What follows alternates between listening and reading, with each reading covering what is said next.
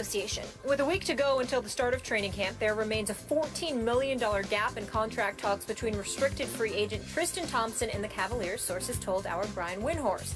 Sources say the Cavs have held firm at an offer of 5 years and $80 million, while Thompson is looking for a max contract of $94 million over that same span. If no deal is reached, by the end of the week, Thompson may sign the Cavs' one-year qualifying offer of $6.9 million to become an unrestricted free agent. So his agent, Rich Paul, told ESPN last month that if Thompson signs the one-year qualifier, he will not re-sign with the Cavs long-term in 2016. Stephen A., what's going on? What's going on is this. Tristan Thompson is 24 years of age, played exceptionally well, come the playoffs, particularly the finals. He was a rebounding demon, and he has sat around while other folks have been taken care of. You've got a $14 million difference or so is being reported. You made sure Iman Shumpert got his 40+ million. You made sure to re-up Timothy Mozgov. Obviously, Kyrie Irving, as well as he should have even beforehand, got his $90 million. But more importantly, you gave Kevin Love $110 million. Now, you could have kept Kevin Love for less than that. You didn't have to go out and give Kevin Love questionable knees, questionable back, $110 to $113 million. Why did you? Nobody is arguing with the fact that you have to keep Kevin Love. You let go of Andrew Wiggins, who has a lot of promise and seems to be on the rise, and stardom seems to be in his future. But the flip side to it is that you didn't have to take care of Kevin Love the way you took care of Kevin Love. And so when you look at it from that perspective, you have to ask yourself, why is that? It's because promises were made to Kevin Love, and they were obviously being kept because he seems to be David Griffin's kind of guy, whatever that means. Me personally, I like David Griffin. I think he's done I think he's done a really good job as the general manager for the Cleveland Cavaliers. Not that fond of his owner, Dan Gilbert, but Dan Gilbert does cut the checks, and he's unapologetic about doing so, so I will give him credit for that. But I do believe that a legitimate argument could be made, and here's where the big picture lies. Tristan Thompson in this situation right now is not about Tristan Thompson. I think it's about the legacy of LeBron James in Cleveland. And here is why I say that. LeBron James' long-term deal comes up next year. He's due for that. No matter what max dollars he's getting for this upcoming season, what max dollars he got last season, they clearly still had enough money to take care of Tristan Thompson. You just got to pay more with the luxury tax, okay? You could have chipped a few dollars off of an Iman Shumpert or Kevin Love. You didn't do that. You could have treated J.R. Smith a little bit better, even though he was stupid to opt out of his deal to come back for less money. You know, that was bad advice. But when you look at it from the Tristan Thompson perspective, the kid is 24 years of age. He's a rebounding demon. He defends. His offensive skills continue to improve. The upside exists there. Plus, you have paid Love. You've played Shumpert. You've paid Mozgov. And on top of it all, you still paid Anderson Varejao, who is older now, who isn't healthy and whatever. To sit there and say that you can't find the money for Tristan Thompson, the reason why I bring up the legacy of a LeBron James, remember, in the 2006-2007 season, when the Cleveland Cavaliers ended up going to the NBA Finals against the San Antonio Spurs, what did you follow that up with in the years to follow?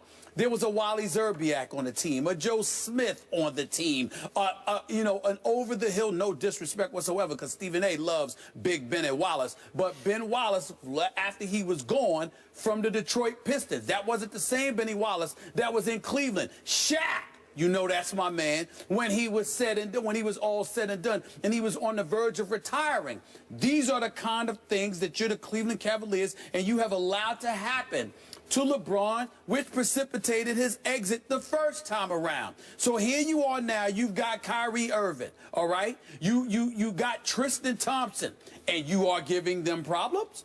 This is the kind of situation that LeBron points to. And I'm telling you right now, you heard it here first. I'm going to say it again. I warned the city of Cleveland, Ohio, back in 2007. Go look up the interview. They had me interviewed in Cleveland on the radio station in Cleveland, Ohio. And I said to them then, he's leaving. Do not doubt this. He's giving you 3 more years, and then after that, he's gone. And what happened 3 years later? I broke the story that he's going to South Beach and was crucified for 2 weeks until it came to be true. I am telling y'all again, LeBron did not promise to stay in Cleveland for the rest of his career. He promised that he was committed to coming back to delivering an NBA championship. Cleveland is one of the favorites this year. If they win this year and he's still having problems with this organization, don't be surprised if he leaves again. I'm not promising you he will leave. I'm telling you LeBron could end up leaving again because of the personnel moves you do make and you refuse to make. I said it before. I'm saying it again. Listen if you want to. Okay, I'm not sure what all that had to do with Tristan Thompson. It has everything to do with Tristan Thompson because he's not happy about the fact that they haven't taken care of Tristan Thompson. And then Rich Paul is saying that Tristan Thompson may leave after this year if he's forced to sign a 1-year tender. But you're saying if they win a championship, he would leave. Right.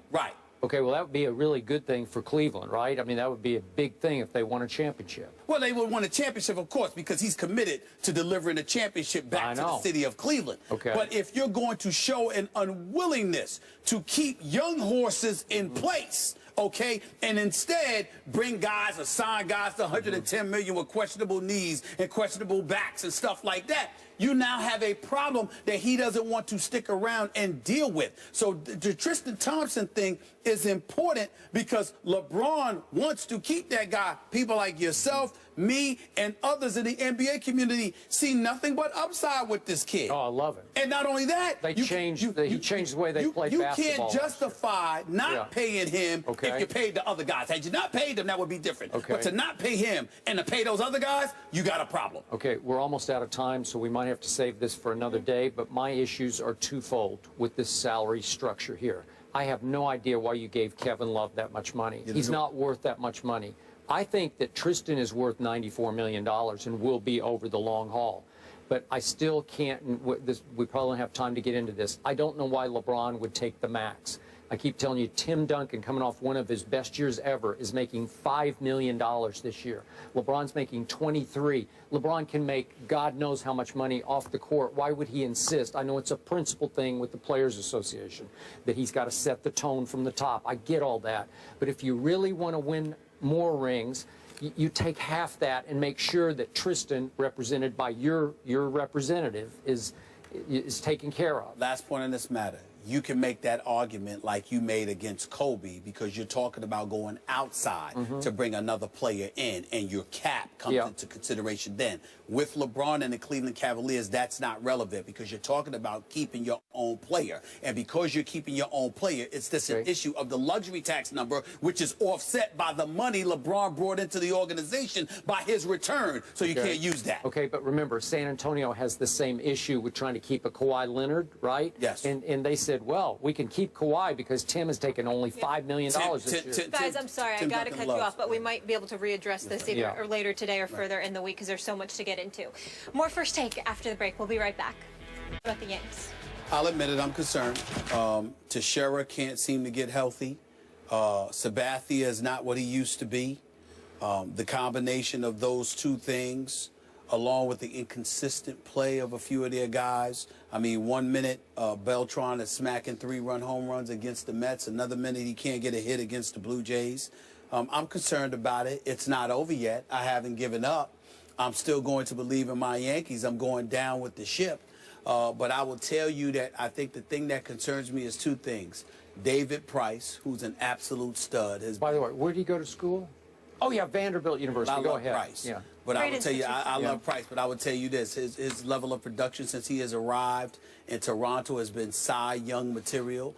And when you combine that with the fact that Toronto has been doing what they've been doing without the services of Tulowitzki, I mean, I remember when Toronto lost a game, Boston came back on them the other night in the top of the ninth. I give Toronto a lot of credit. They've been hanging in there, and David Price has been an ace. We'll see what happens tonight with Severino pitches for the New York Yankees, and Ivan Nova goes after that.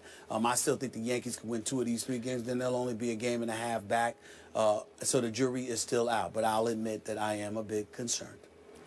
Your Yankees should be ashamed of themselves if they can't catch the Blue Jays after the Blue Jays lost the primary reason I picked the Blue Jays to beat. Yes. He's gone. I got a Romo-like bad break. He cracked his shoulder blade. They still got Donaldson and Batista and Price. I know, but Tulo, remember, everything changed when he walked in the door. And now they're 4-4 since he's been gone, and there's no timetable for him to come back. So all of a sudden, you got the greatest cowboy-like break.